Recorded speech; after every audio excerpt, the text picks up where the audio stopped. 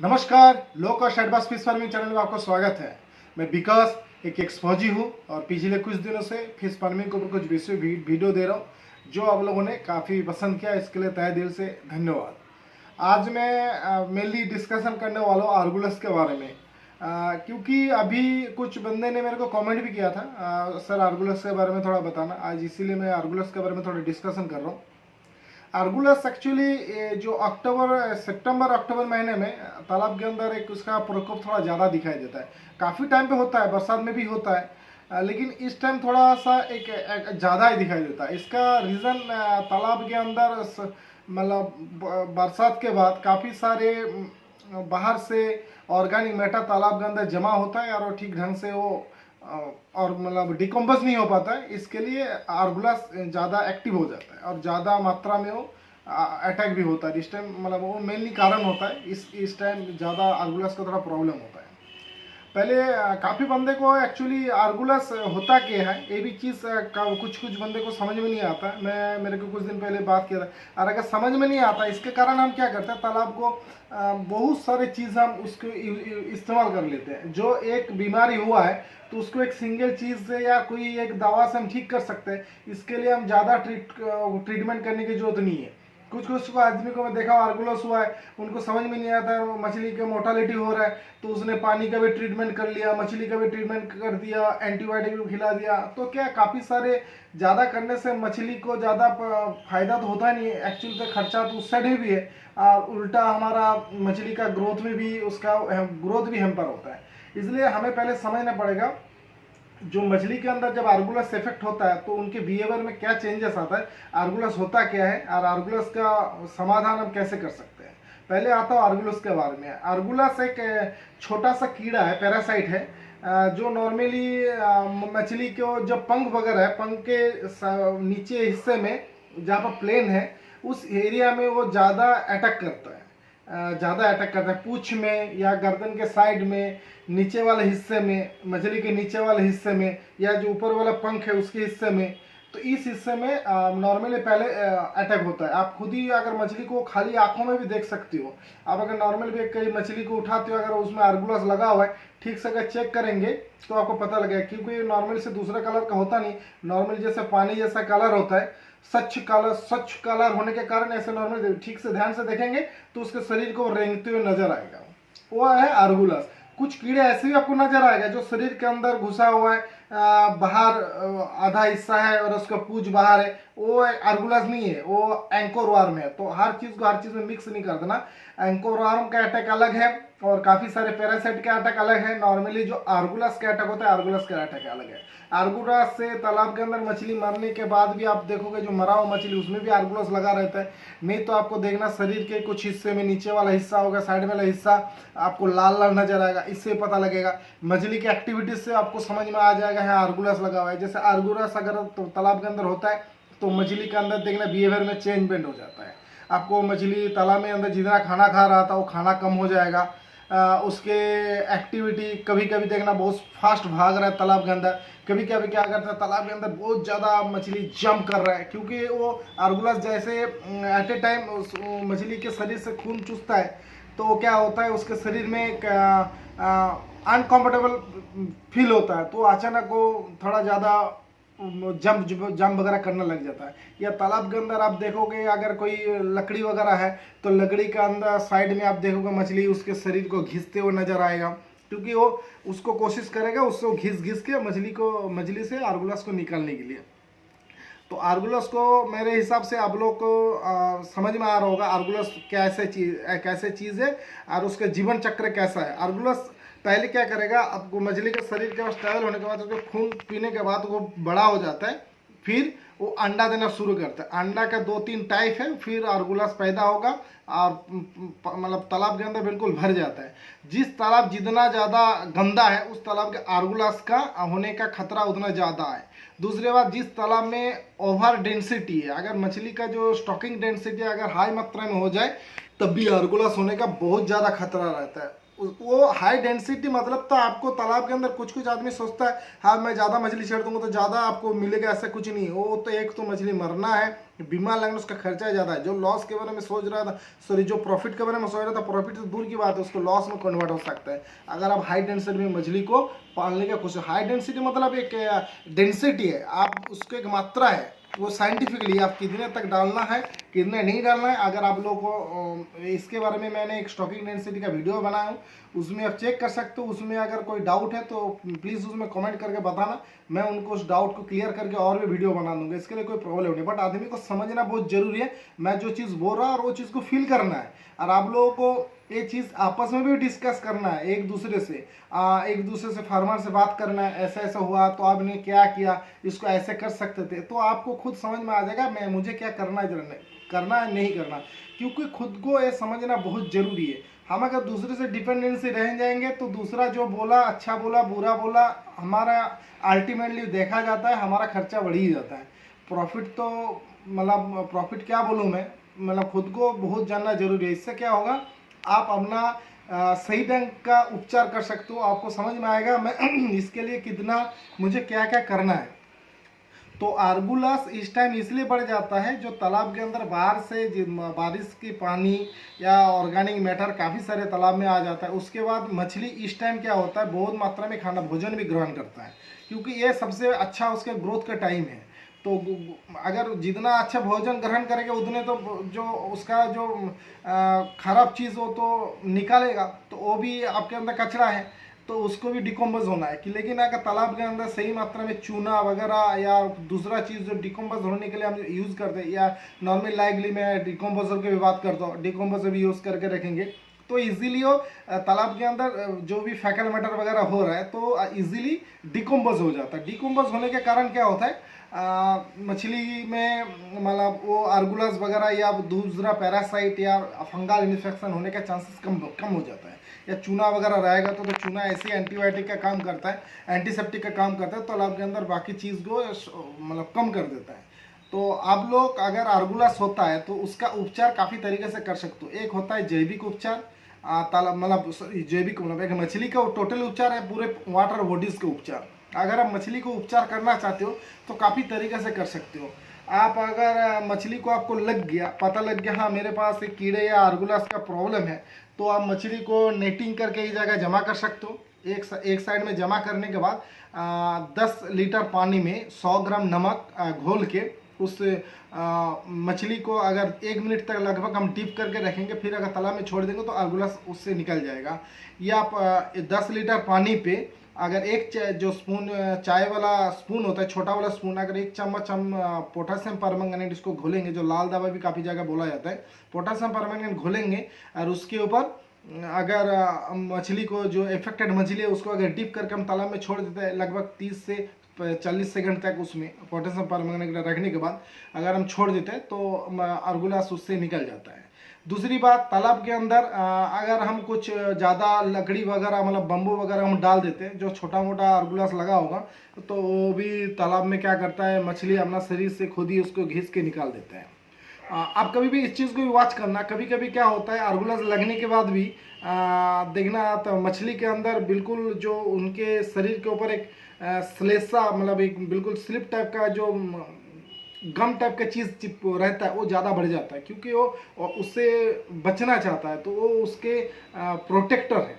बाहर का जो चीज़ खराब चीज़ है उससे बचने के लिए वो प्रोटेक्टर है, तो वो भी प्रोटीन है, वो भी प्रोटीन का सोर्स है। मतलब आर्गुलास वगैरह लगने से आपका जो मछली का ग्रोथ होता है कैसे वो हैम्पर होता है, वो बिल्कुल ही आपको ग्रोथ कम हो जाता है, मतलब रुक ही जाता है बोल सकते हो। मछली उल्टा साइड में आना शुरू होता है, खाना कम कर देते हो, मतलब आपको आर्गुलास का उपचार करना ही पड़ेगा। और दूसरी बात, अगर आपका वाटर बॉडी में बहुत सारे मछली है, आप एट ए टाइम उन पूरे मछली को पूरी को नेटिंग करके ला के उपचार नहीं कर सकते हो, तो पूरा तालाब को उपचार करना पड़ेगा। क्योंकि सबसे बेस्ट यही होता है अगर हम सिर्फ मछली को उपचार करें। अगर उपचार आपको मतलब संभव नहीं है तो आपको पूरे वाटर बॉडी में आपको उपचार करना पड़ेगा। आपको तालाब के अंदर उपचार करने के लिए क्या करना पड़ेगा, हम इसके लिए हम 2-3 दवा है उसको हम इस्तेमाल कर सकते हैं। हम लोग क्या यूज़ करते हैं,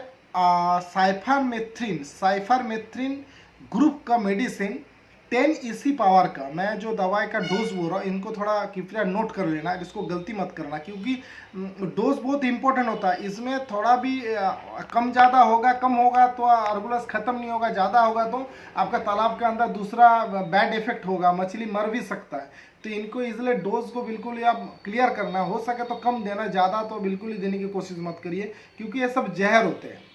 तो इसके लिए कीटनाशक है, कीटनाशक है हम तालाब में इस्तेमाल करते हैं। मछली के लिए नॉर्मली कीटनाशक बहुत ही कम है। आप इनके लिए आप तालाब के अंदर हमारा एक जो सीफा है भुवनेश्वर का, उसी के एक शाखा कल्याणी में है बंगाल में, तो उन लोगों ने अभी एक आर्गू केयर करके एक दवा भी निकाला है। वो अभी बाजार में उपलब्ध है नहीं है मुझे पता नहीं, बट मैंने कुछ दिन पहले पढ़ा था उन लोगों ने निकाला है, मैंने न्यूज़ में भी देखा था। मैंने आगे पता नहीं, शायद अभी दुकान में अवेलेबल हो गया, क्योंकि उसका मात्रा बहुत कम है। और नॉर्मली जो हम लोग दवा इस्तेमाल तालाब के अंदर इस्तेमाल करते हैं, इससे भी काफ़ी सारी दिक्कतें पैदा होता है, क्योंकि उसमें भी प्रॉब्लम है। ऐसा नहीं, किसी भी चीज़ को उपचार करने के लिए सिर्फ एक ही चीज़ सही हो जाएगा, बाकी चीज़ में प्रॉब्लम नहीं होगा, ऐसा नहीं है, कुछ ना कुछ प्रॉब्लम होता है।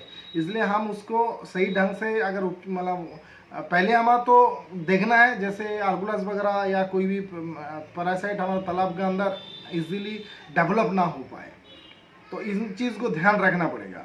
तो हम साइफरमेथ्रिन को इस्तेमाल कैसे करते हैं? साइफरमेथ्रिन 10 EC का दवा, मतलब वो किसी भी नाम पे होगा, मैं कंपोजिशन बता रहा हूँ। उस दवा को आप पर फीट पर डेप्थ, मतलब 1 फीट डेप्थ, मतलब मैंने बता रहा हूँ, फिर बता रहा हूँ, पर डेसिमल 0.3 ml पर फीट पर डेसिमल, मतलब 1 फीट गहरा अगर पानी हो, अगर 1 डेसिमल उसका आयतन है, अगर वो एरिया है, और 1 फीट अगर डेप्थ है, तो उसको 0.3 ml चाहिए। तो इस हिसाब से आप अपना मल्टीप्लाई करके बाकी आप तालाब में दे सकते हो। मैं एग्जांपल के तौर पे बता रहा हूँ, अगर आपके पास 10 डेसिमल का तालाब है, अगर उसके एवरेज वाटर, एवरेज पानी का डेप्थ में बता रहा हूँ, कहीं पानी का तालाब के अंदर मिलेगा आपको 5 फीट डीप, कहीं 3 फीट डीप, तो एवरेजली लगभग 3.5 फीट या 4 फीट होगा। ऐसे करके आपको हिसाब निकालना पड़ेगा। तो उस हिसाब से जो एवरेज डेप्थ है उसके साथ, जैसे मान के चलो मैं अगर मेरे 10 डेसिमल का एक तालाब है, उसके एवरेज डेप्थ है 3 फीट, तो हमें दवा लगेगा 0.3 × 3 × 10, मतलब लगभग 9 ml हमें दवा चाहिए। और इसको कब इस्तेमाल करना है? जो सनशाइन, जो सूरज है दिन के टाइम, अगर सूरज रहे तो सूरज का जो रोशनी वो अगर सही रहे तो अच्छा है। अगर नॉर्मली ऐसे इस्तेमाल कर सकते हो, बस सूरज की रोशनी में वो अच्छा काम करता है। अब उसको लेके किसी मतलब किसी भी पॉट में डालने के बाद पानी डाल के थोड़ा घोल के पतला बना के पूरे तालाब के ऊपर सरफेस में छिड़क देना है। और इससे क्या क्या होगा, आपको एक तो आर्गुलस खत्म होगा ही होगा, इसके साथ साथ और भी कुछ चीज़ तालाब के अंदर खत्म हो जाता है। तालाब के अंदर कुछ टाइप का मतलब कीड़े वगैरह है, मतलब जब जितना टाइप के कीड़े हो सभी खत्म कर देता है आपको साइफरमेथ्रिन। इवन आपके तालाब के अंदर जो जू प्लांटन हो रहा है उसको भी खत्म करेगा।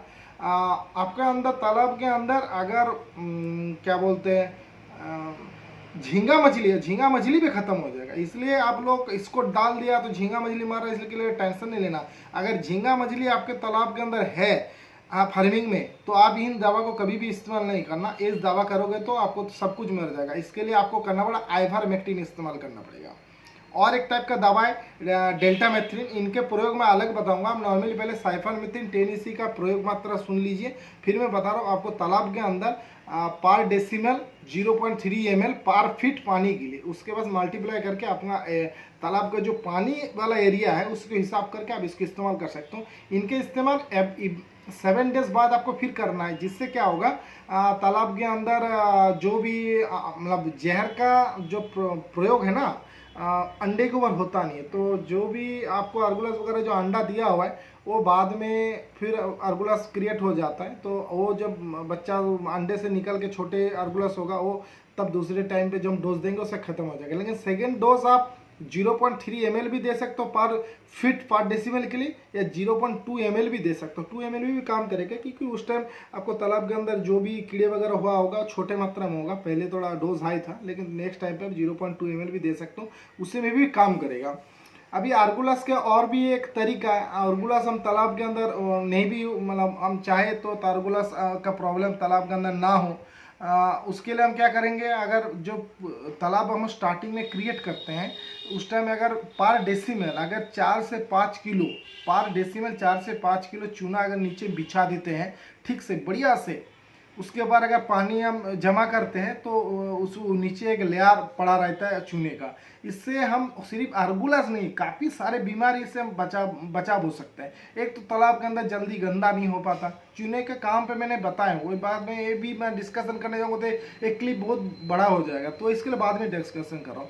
ये कैसे ख़त्म करता है, मतलब आर्गुलस का जो लाइफ साइकिल है उसमें एक साइट है उगू साइड बोल के, जब वो मतलब जो प्यूपा होता है छोटा अंडे से जब निकालते हैं एक स्टेज में उगू साइड नाम है उसका, उस टाइम क्या करता है वो नीचे जब चूने के टच में जब आएगा ना तो उसके ऊपर एक लेयर रहता है वो टूट जाता है, तो आर्गुलस खत्म हो जाता है। तो आर्गुलस इजीली आपको तालाब के अंदर पनप नहीं पाता, मतलब बहुत स्पीडली वो ग्रो नहीं कर पाता।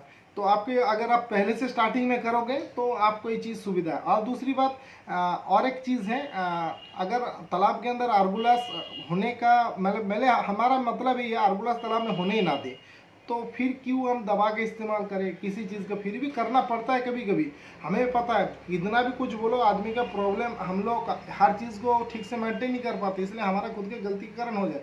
बट हम जितना उसको केयर करके काम करेंगे ना तो हमारा आर्गुलस होगा नहीं।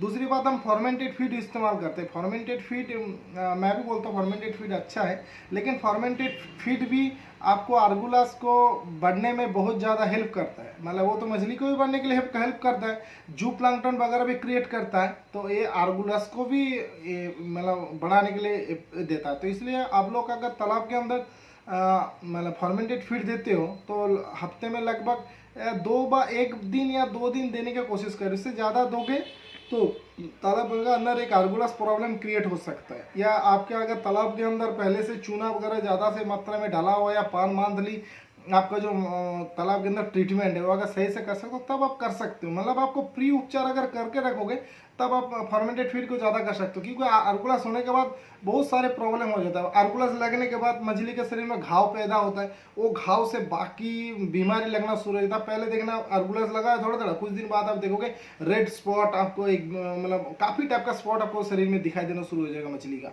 और तो फिर मछली का मोर्टालिटी शुरू हो जाता है। क्योंकि वो जो बीमारी अंदर घुस गया ना, वो जिसके अंदर ज़्यादा हो गया, आप किसी कितना भी कुछ दवा दे दो वो इतना जल्दी से ठीक नहीं होगा। मोर्टालिटी होना है तो वो मरेगा।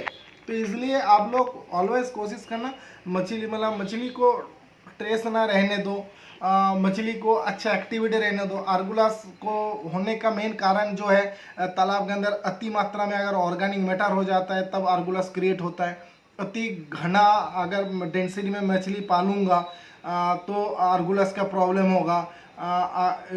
जो भी जल्दी से जल्दी का डिकम्पोजिंग नहीं हो पाता है, डिकम्पोजिंग खाना मतलब जो भी हम खाना दे रहे अति मात्रा में खाना देने से भी, जो खाना हम लोग मतलब किसी किसी को समझ में नहीं आता मैं तालाब के अंदर मछली का कितना रिक्वायरमेंट है खाना, उससे ज़्यादा अगर खाना देता है तो जो खाना बचा हुआ खाना वो भी तालाब के पानी को गंदा करता है, तो आर्गुलस के बहुत सारे प्रॉब्लम क्रिएट हो जाता है। तो आशा करता हूँ मैं आप लोग मेरी बात को समझ रहे हो। अगर इसी विषय के ऊपर और भी कुछ आप लोगों को चाहते हो तो पक्का इसको कमेंट में लिखना। और एक बात है, मैंने फेसबुक में इसी चैनल के नाम के ऊपर सेम चैनल का एक ग्रुप खोला हूँ, तो इनमें आप लोग ज्वाइन हो सकते हो, तो एक दूसरे से डिस्कशन कर सकते हो, वही फोटो आप उसमें अपलोड कर सकते हो, जिससे क्या होगा एक को मैं अगर किसी चीज़ को समाधान दूँ या आप लोग एक दूसरे से डिस्कशन करेंगे उसमें डालेंगे तो एक दूसरे से हेल्प होगा। क्योंकि विदाउट डिस्कशन आप ज़्यादा आगे नहीं पहुंच पाओगे। डिस्कशन बहुत जरूरत है, प्रैक्टिस जितना आप करोगे ना उसमें उतना माहिर बनोगे यार। आपको प्रैक्टिस से आपको तो फायदा है फायदा, इसलिए दूसरे को भी। इसलिए ज्ञान आपको जितना है आपसे मैं लूँगा, थोड़ा सा आप मेरे को दोगे, ऐसे करके करेंगे ना तो एक फिश फार्मिंग का आप अलग स्टेज पे ले जा पाएंगे।